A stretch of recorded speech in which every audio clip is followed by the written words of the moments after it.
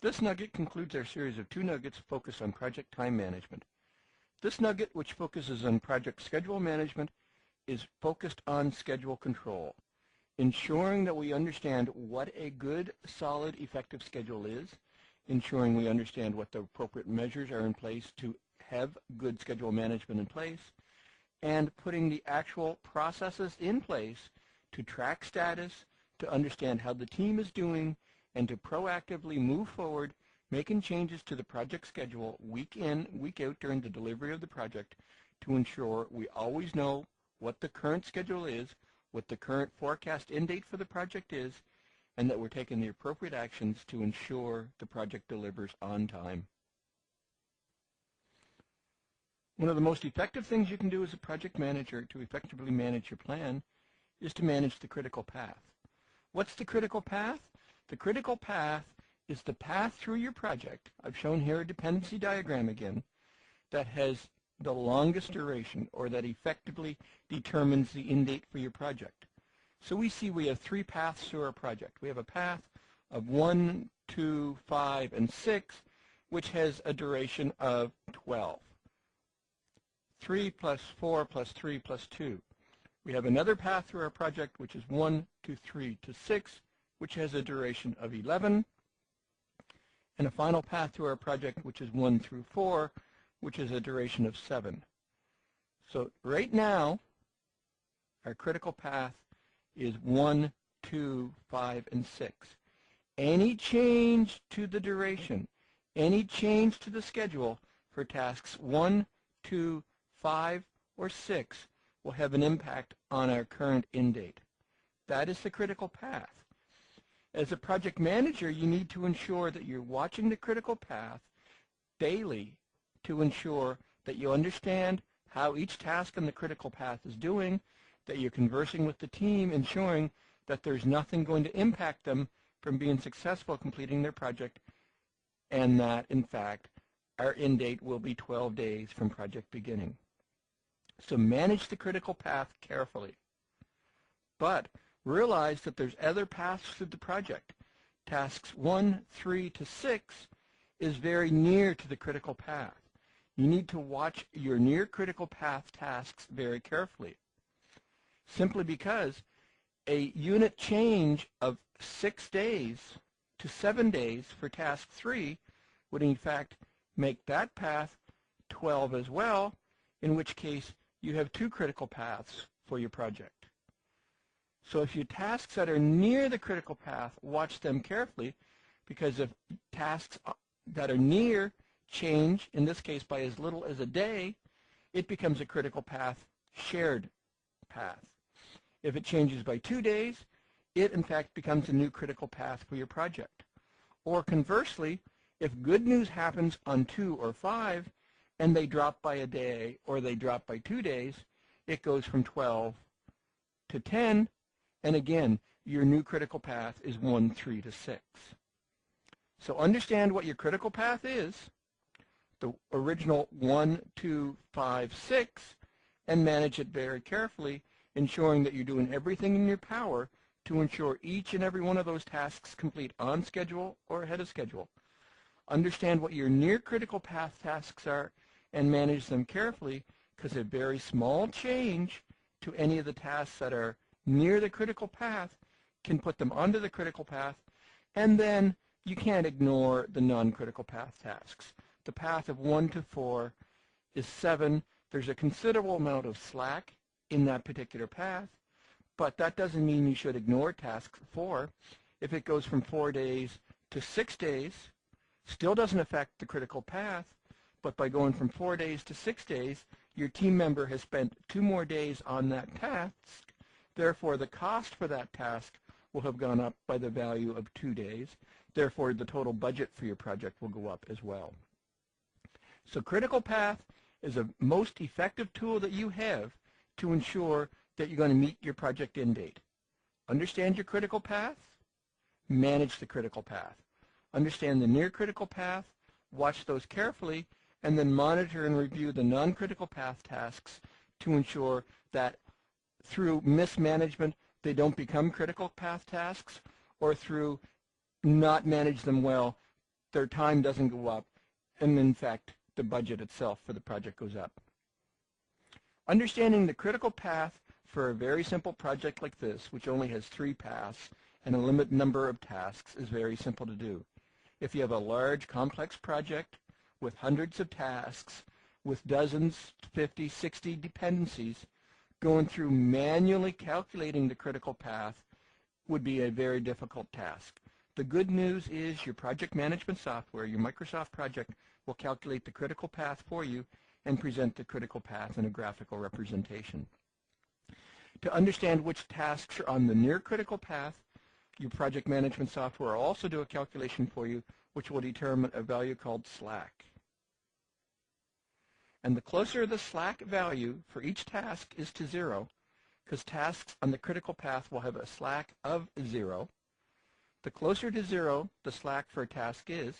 In this original instance, task 3 would have a slack of only 1, means they're on the near critical path, and the farther the slack is, in this case the slack would be 5, the difference from 7 to 12, identifies that they are not near the critical path and therefore need to be managed appropriately.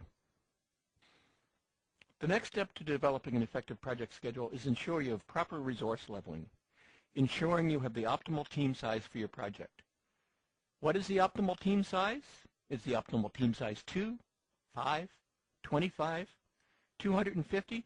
There are a number of mathematical models. The COCOMO model, which is a well-published estimating guide, has a number of models, mathematical models, that based on duration will help you determine what the optimal project duration will be, or actually effort will help you determine duration, as well as effort will help you determine optimal team size. It's a mathematical model. It's based on years of research and years of project delivery experience factored into the mathematical model. You may choose to use those to determine your optimal team size, or you may simply choose to use a gut check, expert opinion as to what the optimal team size. If you have a small project being delivered over a short duration, having a very large team is probably not effective. Having a large team on a short duration project means you have learning curve, means you have the ramp up, ramp down time for multiple resources, which will probably result in a underutilization of the overall resources. You'll spend as much or more time on ramp up, ramp down, and training as you will on actual project delivery. So your team size needs to be based on the overall duration for your project. Your team size also needs to be based on the number of independent work packages.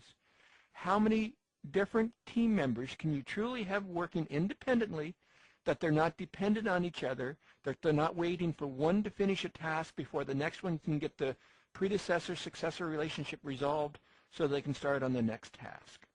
So there's a number of considerations that you have to bring into play to determine what the optimal team size will be.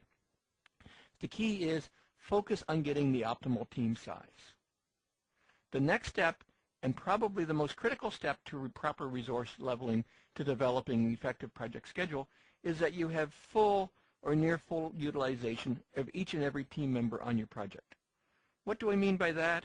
Well, if we look at a very simple graph, and on the bottom of the graph we have time, whether this is Monday, Tuesday, Wednesday, Thursday, Friday, whether this is week 1, week 2, week 3, week 4, or month 1, month 2, month 3, month 4, is going to depend on the size of your project and the duration of your project. Up here, we're going to have effort, and this is team member effort. And you're going to have a bar at some point in time, which is the optimal utilization for your team member week in, week out, day in, day out.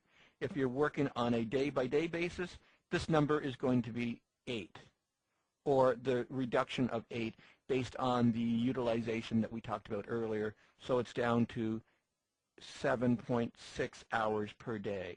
If you're dealing on a week basis, it's going to be 40, or again, the appropriate reduction down to 35 hours of available time for the team member.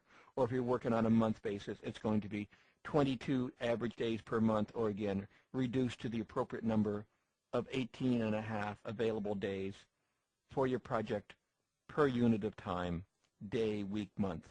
And then you're going to look at each individual team member's utilization.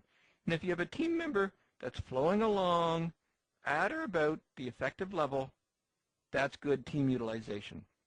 But if you have a team member who's spiking, that starts off effectively used and then ramps up and becomes way overutilized, is working overtime and then drops off and is working only part-time for a period of the project and then ramps back up and ramps down and is a very spiky, very uncontrolled, if I can use that term, utilization, then that is not proper utilization of your resource.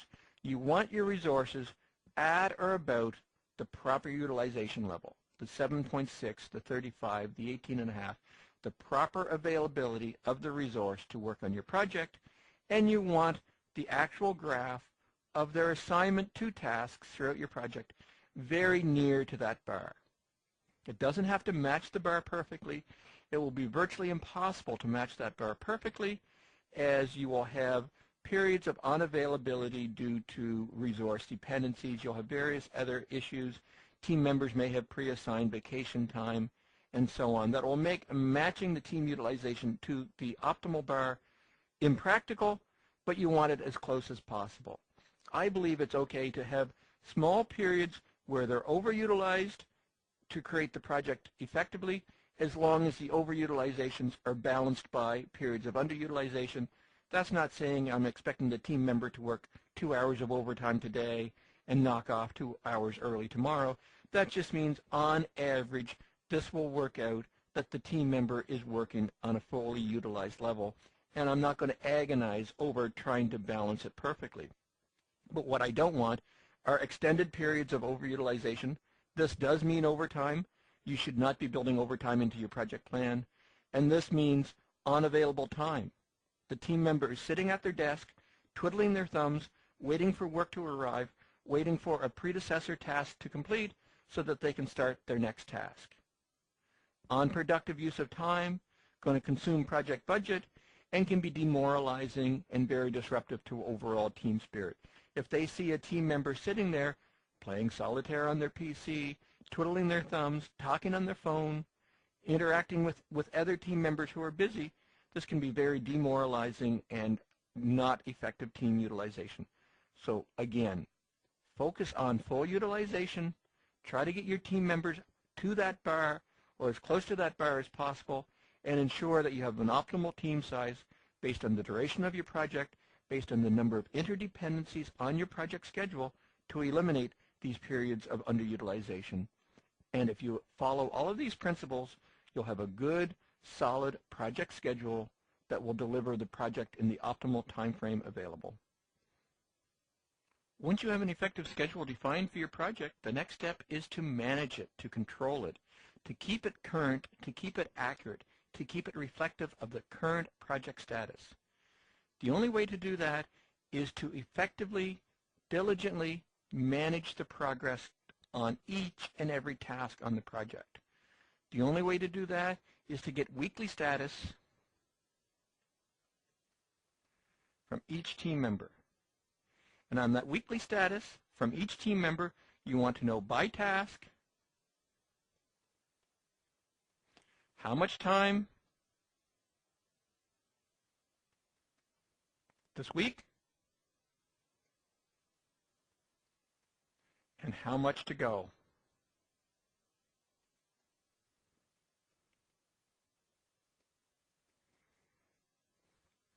You need weekly status. You need weekly status from each team member. You need weekly status from each team member for each task that they're working on that week. You need to know how much time they spent on the task that week, and you need to know how much time is remaining. I've deliberately repeated myself because this is very important. You need weekly status at that level of detail to allow you to effectively monitor and control your project status. You need that detailed information to allow you to track the progress on your project. My experience is when you go to a team member and say, I need this information weekly, I need to know how much time and how much is remaining on each and every task that you worked on this week, you're going to get very large groans. You're going to get the team members saying, oh, you're going to take so much time. I should be working on project deliverables. I shouldn't be producing status for you. My experience is uniformly you're going to get that response from your team members. It's your job as a team member to stand up to those moans. It's your job to ensure that you're getting the information that you need to track the progress for the project. You need to tell the team members they have to provide this information to you. They need to provide how much time they spend on each task, and they need to provide their best estimate for the remaining work to be done by task. Team members are going to say, but this is going to take hours of time. You're going to take 4 or 5 hours out of my work week just to provide your weekly status report. And unfortunately, the first week they do your status, it probably will take them hours of time to produce that detailed weekly status report. They're going to sit there, they're going to scratch their head, and they're going to say, I don't remember how much time I spent on Monday. I don't remember what I was working on Monday. I'm not sure I remember Monday. It's going to take a while for that first weekly status report at the level of detail that you need to be produced. The second week is going to be a little better.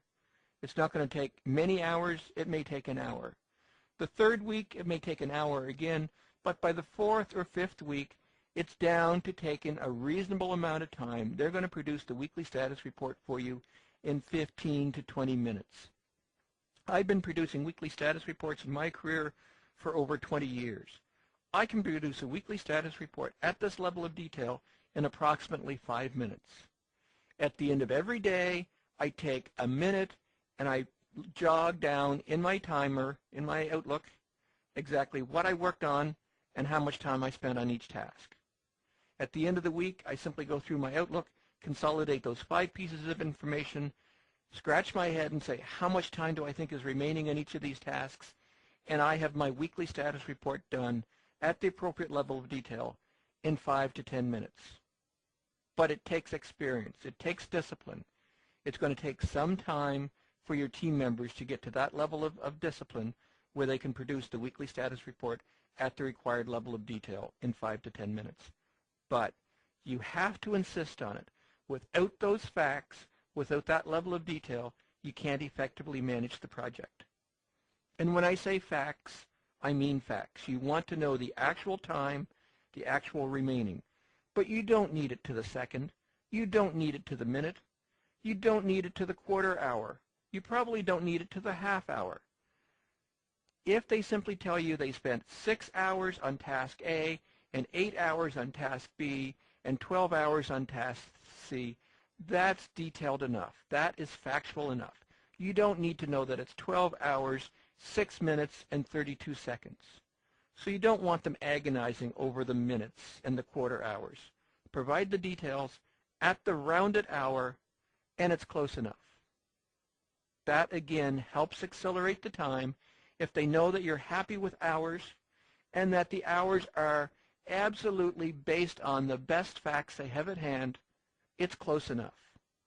So insist on weekly status, insist on how much time per week, insist on how much time remaining per task at an hour level, not at a quarter or a half hour level, and within 2 to 3 weeks, the moaning and groaning will stop, and within 2 to 3 weeks, you will be getting the information that you need to track the progress on your project. Once you get that detailed weekly status from your team members, you need to use that to update the project plan. Take those facts, the actuals, and the estimate to complete, the ETC, and put that into your software. On a team member by team member, on a task by task basis, you're going to update your project plan, your Microsoft project plan. You're going to put the actuals and the remaining estimate to complete into the plan, and you're going to allow the plan to recalculate what your project dates are. It's going to recalculate when each milestone is going to complete, and it's going to recalculate what your new project finish date is going to be. You need to be prepared that when you take the facts and you update the project plan, that the results may not be exactly what you want. When you take the facts and you allow the team members to give you revised ETCs, and these revised ETCs are based on what they honestly believe is going to take them to complete their task, it may change the project finish date. But that's what schedule control is all about. Taking the facts, understanding what impact the facts are going to have on the schedule, and then taking the appropriate actions as a project manager to deal with the facts. If based on this revised information, my project is going to complete 2 days, 3 days, 4 days later than originally planned, then you as a project manager need to act on that information and do what you can do to improve the project situation. We'll deal with that in just a moment. The next step to schedule control is integrating changes. In the last series of nuggets, we talked about implementing an effective change management system. We talked about identifying, documenting, and having all changes to our project approved. When those approved changes have schedule impacts, when those approved changes increase the time, add new tasks to the project, you need to integrate the changes. Again, you need to take those approved changes, focus being the approved changes, and again, update the project plan. Add the approved changes into your approved project schedule and update that and use that to, again, forecast the finish date.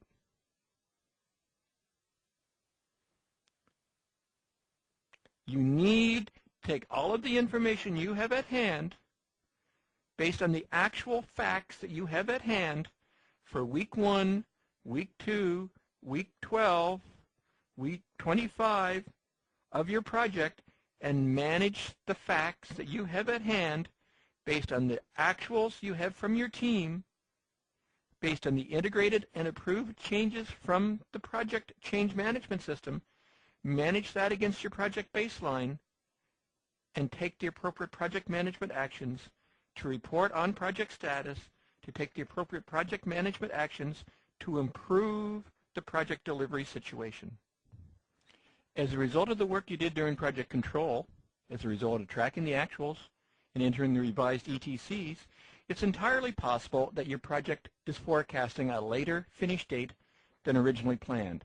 It's time to start to look at what techniques we can apply to compress the schedule. It's time to start looking at what techniques we can apply to try to improve the project end date. These compression techniques can be categorized as fast tracking and crashing. Fast tracking says, what can I do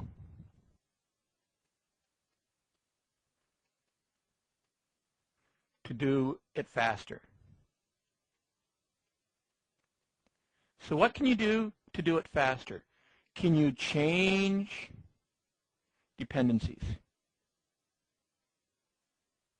If you look at the various dependencies you have in your network, if you say that C is dependent on B and E is dependent on D, are those in fact true mandatory dependencies? Again, when we were originally setting up the dependencies, I told you to focus on mandatory dependencies, but are they true mandatory dependencies?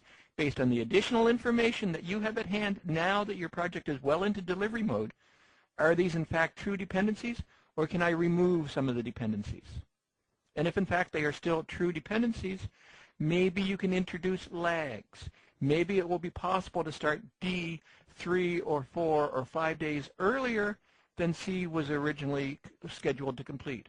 So you're going to look at what you can do to fast track.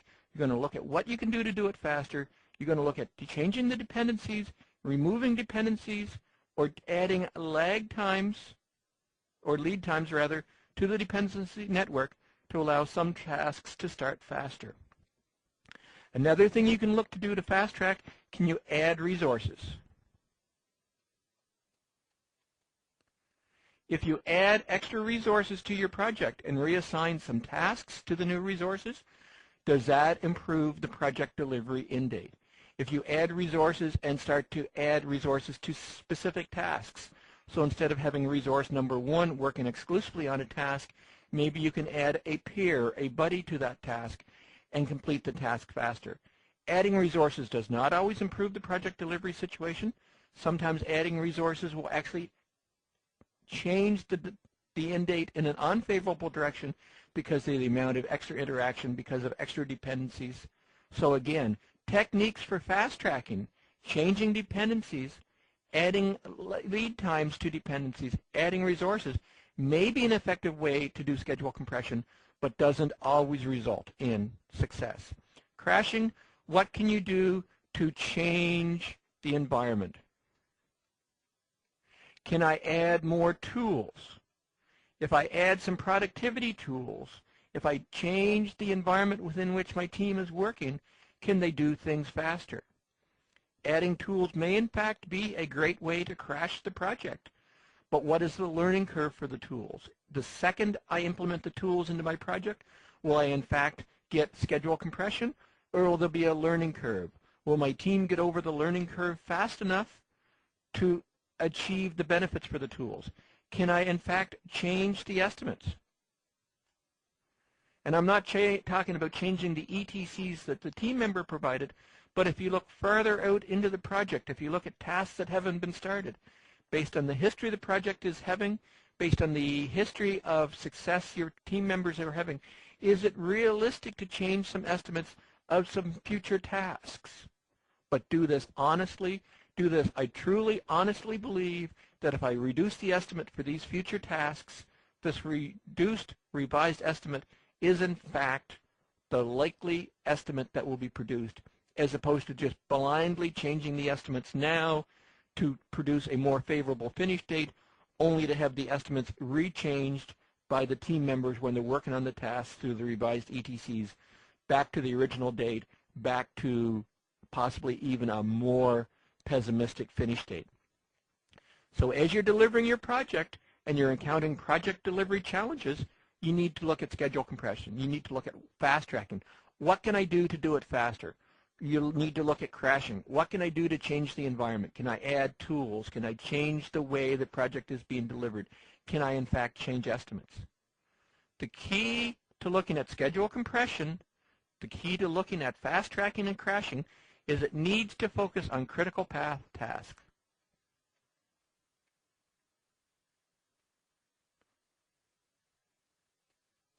If you fast track a task that is not on the critical path, if you change the dependencies and allow a non-critical path task to start earlier or to overlap, it will have zero impact on the new finish date because it's not on the critical path.